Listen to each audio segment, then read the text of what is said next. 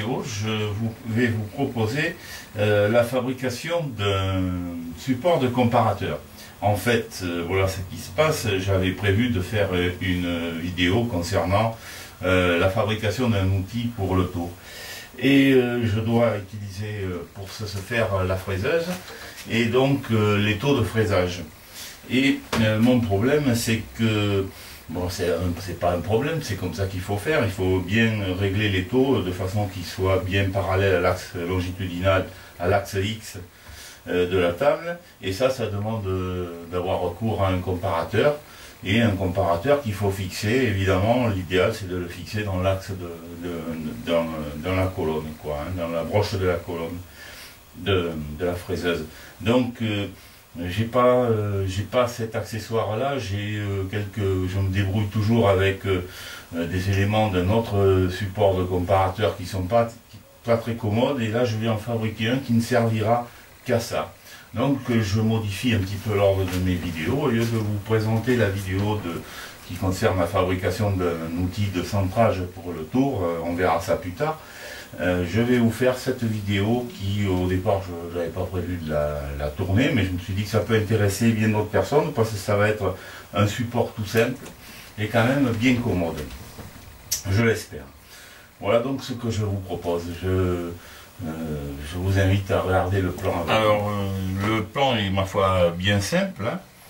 Je vais faire, ce support de comparateur est destiné donc à être utilisé dans la broche de la fraiseuse, dans un porte-pince, je le prendrai. Ce sera fait dans du rond, hein, et je vais le couper donc un rond que je vais usiner à 14,5 à 14 mm et c'est un dixième. Pourquoi c'est un dixième? Parce que la pince que je vais utiliser prend de 14 à 15 et voilà, donc je coupe la poire en deux. Ce sera pas une cote à respecter au centième quand même, mais bon, 14,5 ce serait bien. Et je vais réaliser deux méplats. Un méplat en bas sur lequel viendra prendre position mon comparateur.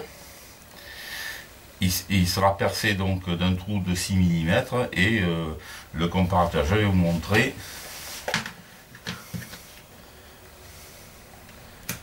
Voilà, il est muni d'une queue d'aronde.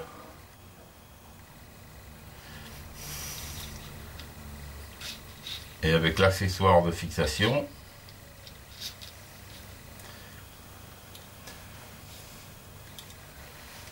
cette partie-là donc sera emboîtée dans dans le support de comparateur.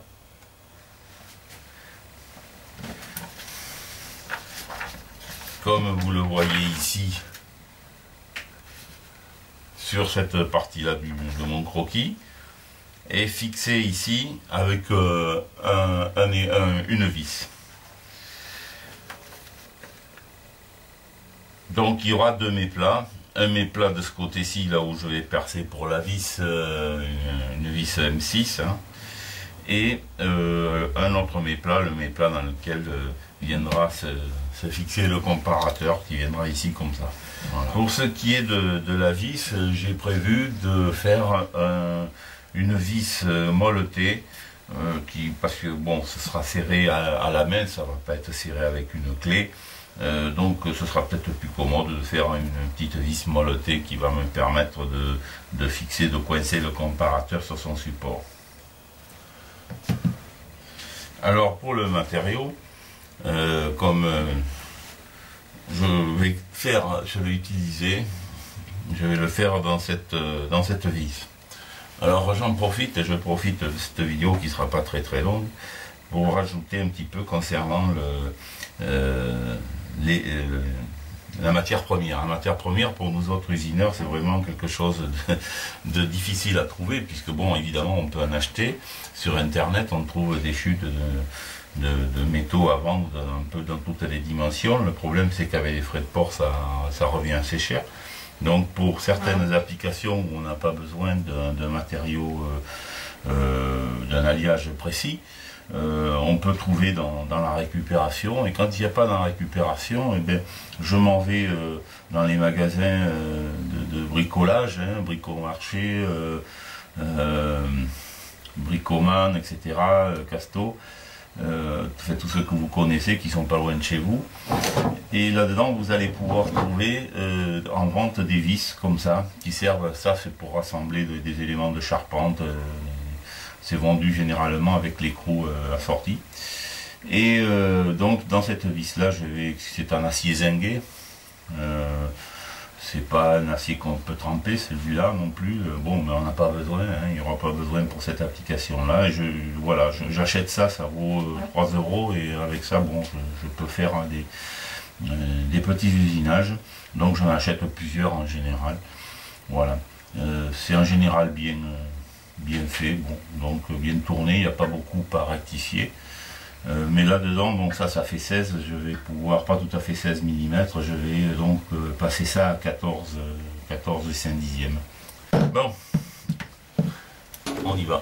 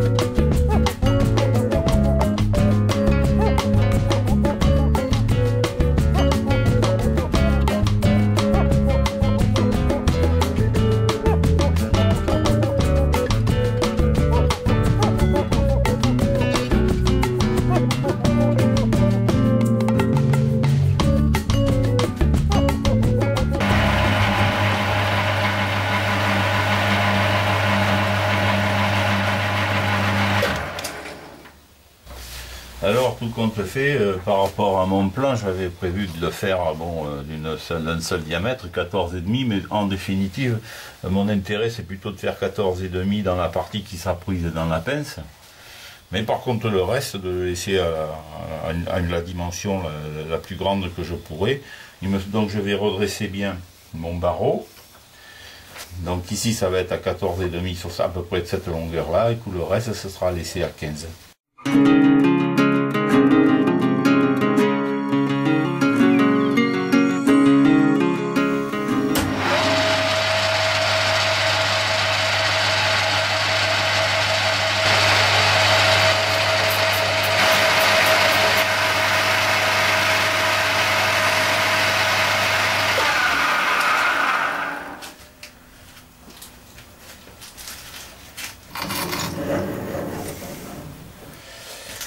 « 15 à 2 dixièmes de 15,22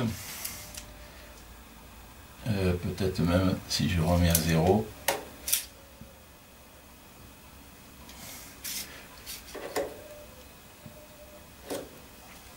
Ouais, 15,20. 15 et 2 dixièmes, je vais le laisser comme ça pour le corps.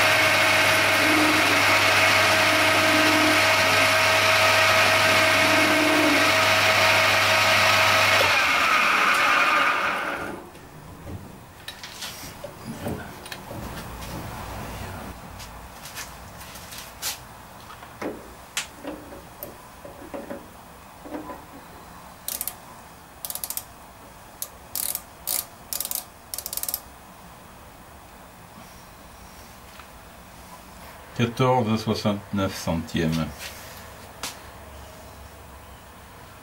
Bon, c'est bon, je vais le garder comme ça.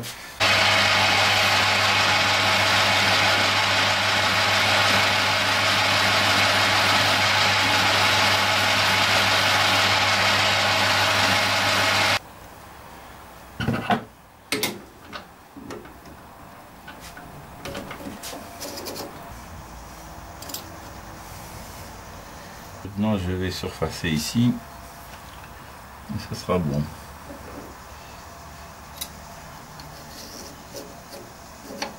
Après,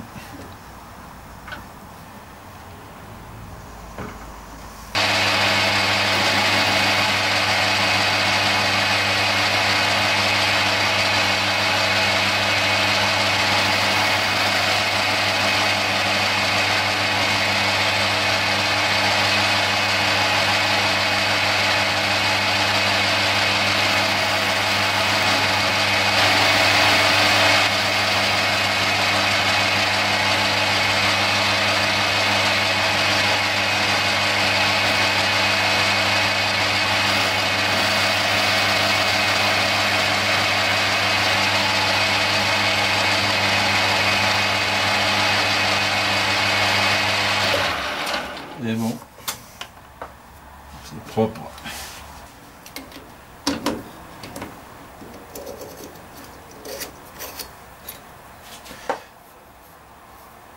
Voilà. Bon, je vais nettoyer un petit peu ça, de toute façon, c'est pas fini encore. Hein.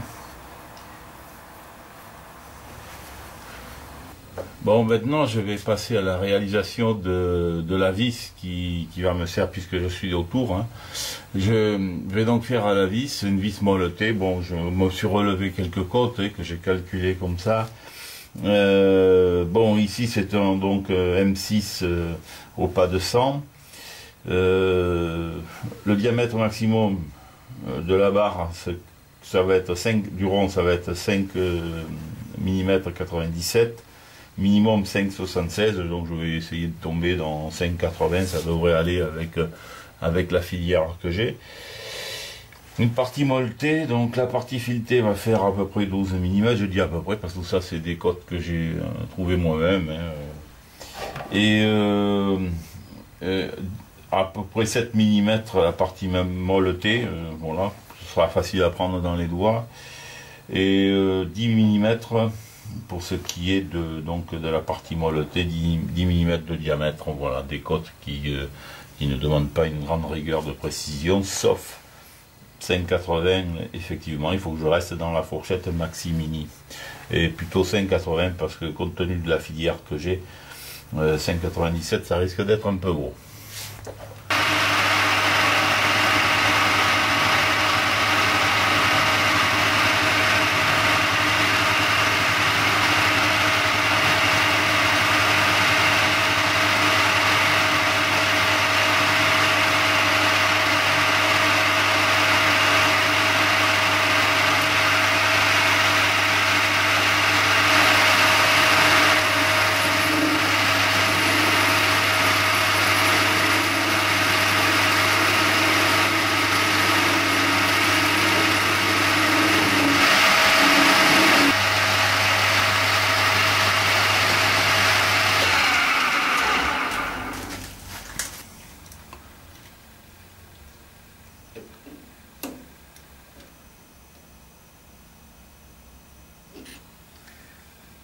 Alors, 10, 44, je vais m'en contenter, c'est pas la peine que j'aille au-delà pour faire la molette, la partie molletée. Bon, je vais tronçonner directement à la scie et à l'étau, parce que c'est pas la peine que je m'embête avec mon outil de tronçonnage. Et ensuite, je vais prendre cette partie là donc dans les morts et faire le molletage, et après je retournerai et je procéderai à la mise au diamètre pour le filetage.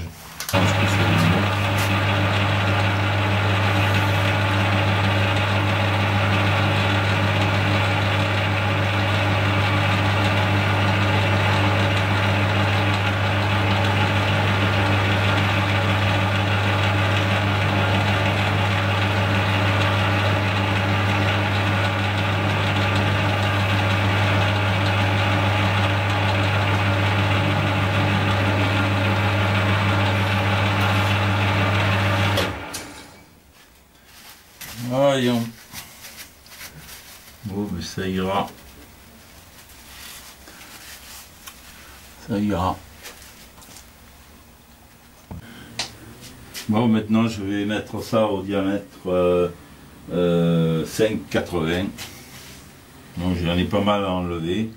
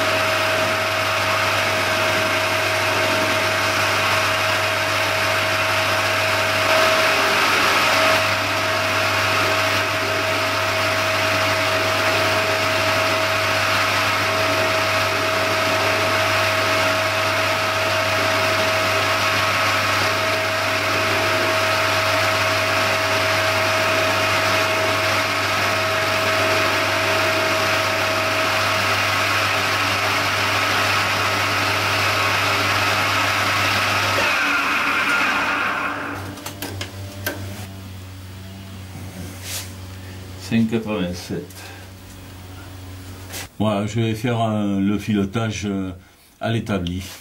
J'ai terminé hors caméra, j'ai pas fait le filetage, j'ai pas filmé le filetage, hein, c'était vraiment ça alourdit la vidéo pour pas grand chose.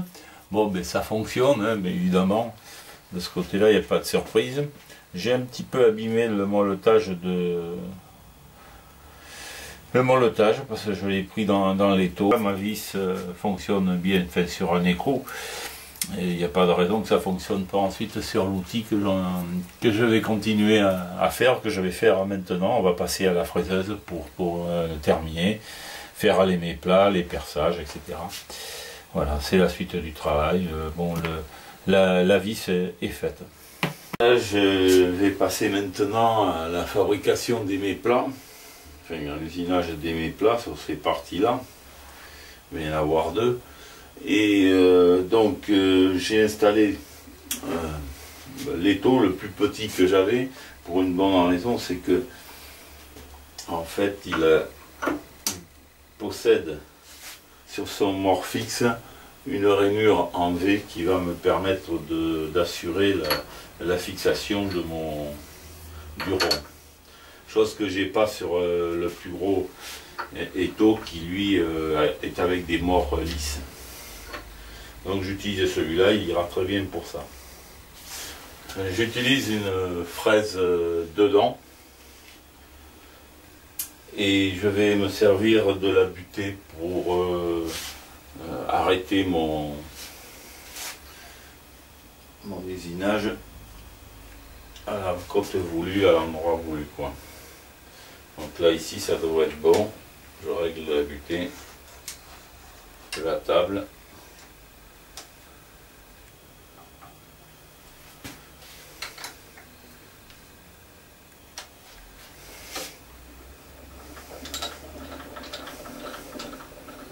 Voilà.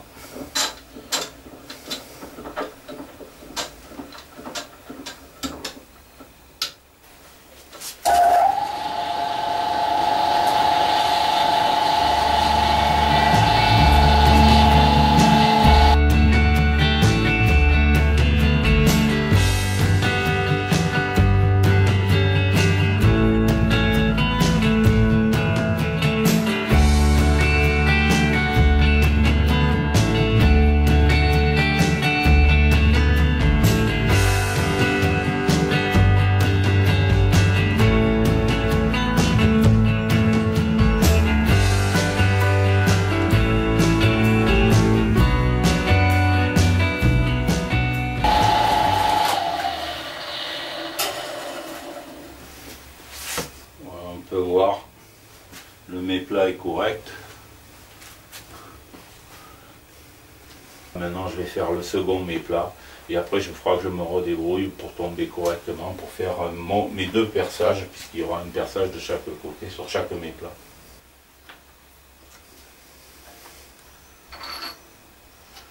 Alors je vais en profiter.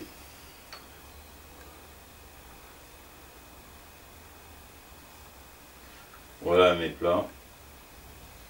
hein, c'est très propre, hein, c'est bien, il n'y a pas de... Ça fait du beau travail. Je vais enlever la bavure là. Et puis on va passer à l'autre. Alors pour pouvoir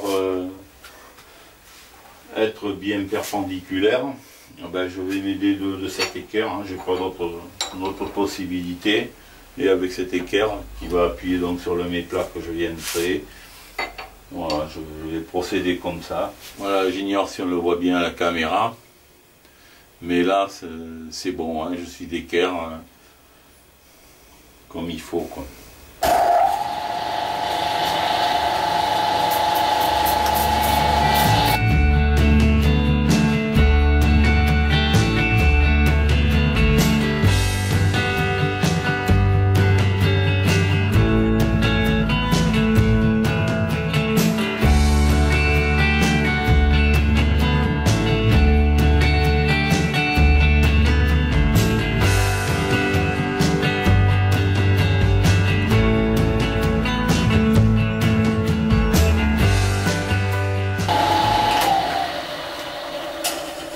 Voilà les deux méplats donc qui sont terminés.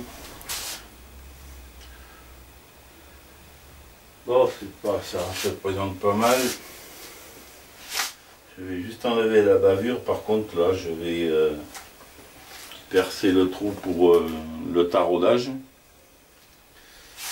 avant de retourner pour faire. Je viens donc d'installer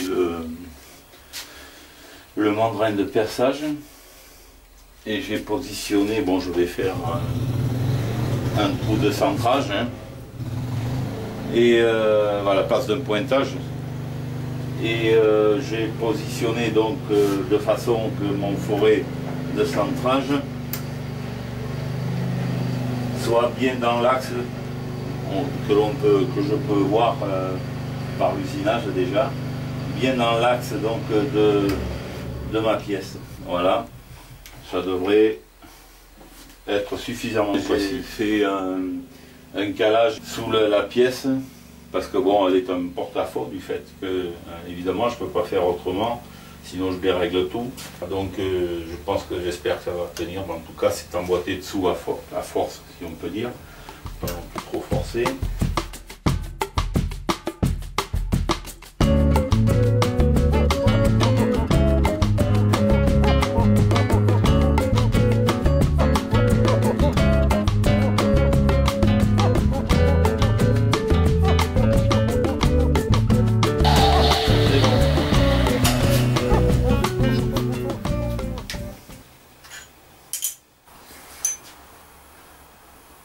Voilà.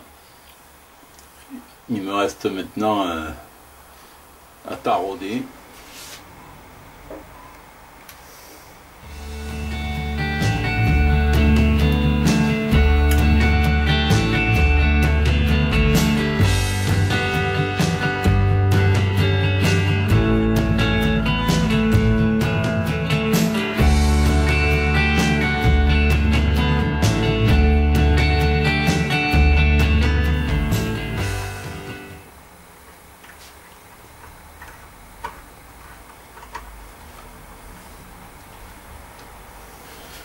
Le support de comparateur est maintenant terminé. Bon, la vis fonctionne bien, hein, c'est pas bon. Et alors voici comment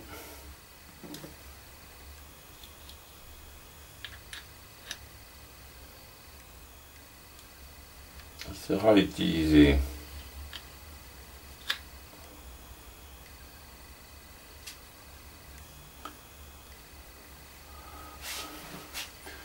Voilà, ça ce sera pris dans la broche de la fraiseuse. Alors je vais vous montrer sur la fraiseuse maintenant.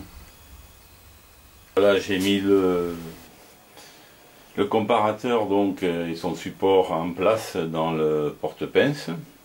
Et pour le prochain usinage, pour la prochaine vidéo, bon, j'ai installé mon étau. Et je l'ai réglé, il est réglé au centième de millimètre. Et c'est donc beaucoup plus commode qu'avec le système que j'avais avant, avec plusieurs bidouillage. Là au moins c'est direct, c'est pris sur l'axe de la broche.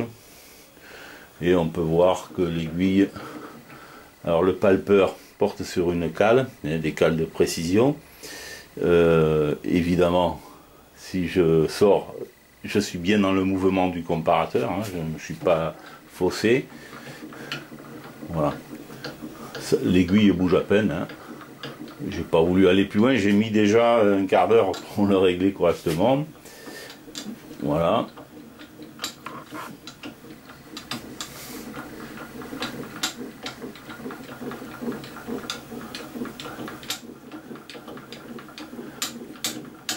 Voilà, donc c'est bon. Le comparateur est bien calé avec ce support. Ça va bien me simplifier le travail, c'est vite enlevé, vite mis. Et voilà, donc je suis assez satisfait de ce travail. Pour une prochaine vidéo, celle que je vais commencer là de suite maintenant, après ça. Ça va porter également sur un outil pour le tour. Je remercie tous les abonnés, les nouveaux abonnés, et puis évidemment les anciens. Et si vous avez aimé cette vidéo, ben vous pouvez mettre un coup de pouce, c'est agréable, dans le bon sens, hein, le coup de pouce. Voilà, je vous dis à bientôt.